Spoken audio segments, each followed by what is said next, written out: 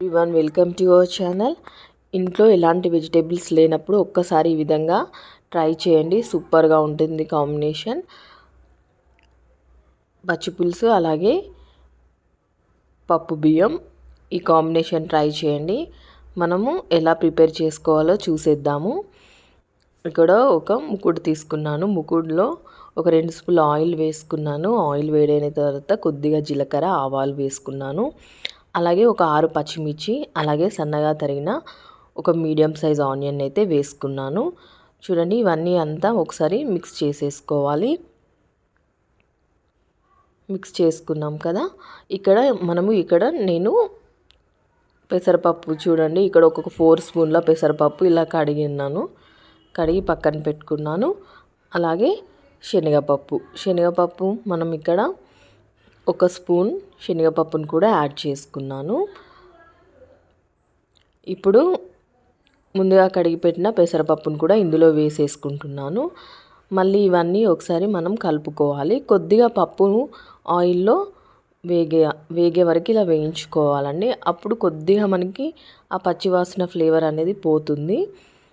చూడండి, అన్నీ చక్కగా పచ్చిమిర్చి ఆనియన్ పప్పులు కూడా ఇలా కొద్దిగా ఆయిల్లో అయితే వేగాలి. ఇప్పుడు కొద్దిగా అల్లం వెల్లుల్లి పేస్ట్ని కూడా యాడ్ చేస్తున్నాను. అలాగే ఇక్కడే సాల్ట్ని కూడా యాడ్ చేస్తున్నాను.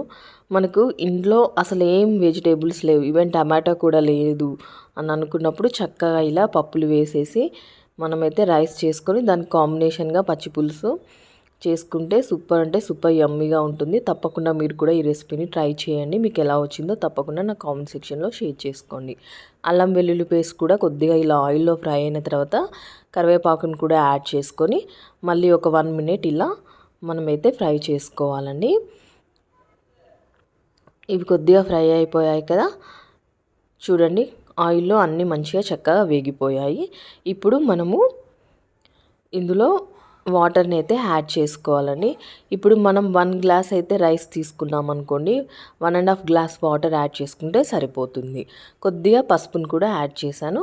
అలాగే మీరు ఒకవేళ స్పైసీగా తినాలి అని అనుకుంటే కొద్దిగా కారంని యాడ్ చేసుకోండి. చూడండి, ఇక్కడ ఒక 1 స్పూన్ కారం కూడా యాడ్ చేశాను. కారం కొద్దిగా ఆయిల్లో వేగాలండి.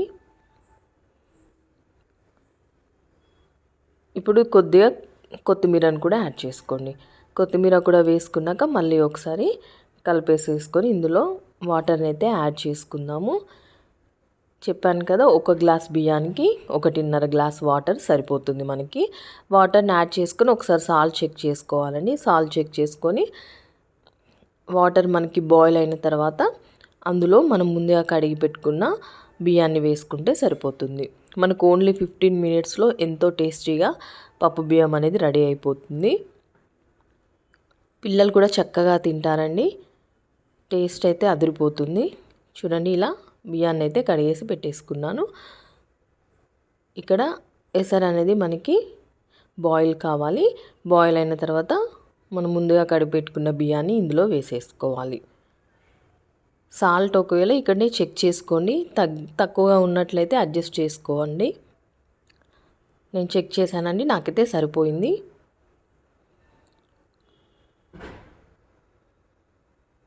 చూడండి, ఇక్కడ వాటర్ అనేది కూడా మంచిగా చక్కగా బాయిల్ అయిపోయింది. ఇప్పుడు మనం బియ్యాన్ని ఇందులో వేసేద్దాం.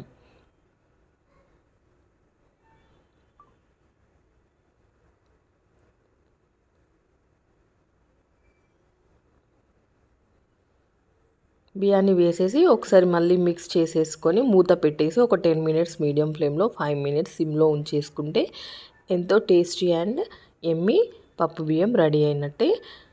వేడివేడిగా చారు కాంబినేషన్తో సర్వ్ చేసుకొని తింటే అదిరిపోతుంది టేస్ట్.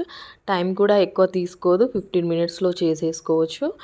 మార్నింగ్ మనకి ఎలాంటి వెజిటేబుల్స్ లేనప్పుడు పిల్లలకి లంచ్ బాక్స్లోకి కూడా ఈజీగా చేసేసి పెట్టేయచ్చు టేస్టీగా. ఇలా ఇంకా మనకి ఎలాంటి సైడ్ డిష్ కూడా అవసరం లేదండి. ఇందులోనే అన్నీ వేసేసాం కదా, కారం వేసాము,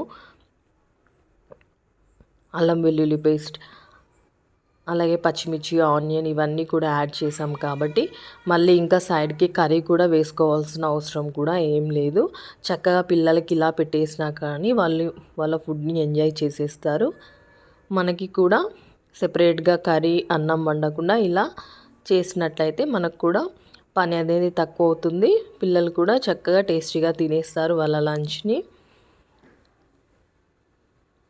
మనం లంచ్ బాక్స్లోకి ప్రిపేర్ చేసుకోవచ్చు, మార్నింగ్ బ్రేక్ఫాస్ట్లోకి కూడా తినేసేయచ్చు అండి. ఈవినింగ్ కూడా మనం చక్కగా చేసేసుకొని అయితే సర్వ్ చేసుకొని తినేసేయచ్చు. 10 మినిట్స్ మీడియం ఫ్లేమ్లో, అలాగే 5 మినిట్స్ సిమ్లో పెట్టేసుకుంటే చూసారు కదా ఎంతో టేస్టీ అండ్ యమ్మీ పప్పు బియ్యం రెడీ అయినట్టే. ఎంతో పొడి పొడిలాడుతూ చక్కగా వచ్చేసింది కదా. ఇంకా దీని కాంబినేషన్గా కొద్దిగా ఎల్లిపాయ మిరం కూడా వేసుకొని తిన్నా సూపర్గా ఉంటుంది. అలాగే పచ్చిపులుసు కాంబినేషన్ కూడా అదిరిపోతుంది. నేనైతే ఈరోజు పప్పు బియ్యం కాంబినేషన్కి అయితే సింపుల్గా పచ్చిపులుసు అయితే చేశానండి. రెండు సర్వ్ చేసుకొని తింటే టేస్ట్ అదిరిపోతుంది, వేరే లెవెల్గా ఉంటుంది. మీరు కూడా తప్పకుండా ట్రై చేసేయండి. లేట్ చేయకుండా మీకు ఎలా వచ్చిందో తప్పకుండా నాకు కామెంట్ సెక్షన్లో షేర్ చేయండి. నా వీడియో నచ్చినట్లయితే మీ ఫ్రెండ్స్ అండ్ రిలేటివ్స్కి షేర్ చేయండి. అలాగే మరిన్ని టేస్టీ అండ్ హెల్తీ రెసిపీస్ కోసం తప్పకుండా నా ఛానల్ని ఫాలో అవుతూ ఉండండి. పచ్చిపులుసు చాలా ఈజీగా ఎంతో టేస్టీగా చేసేసుకోవచ్చండి.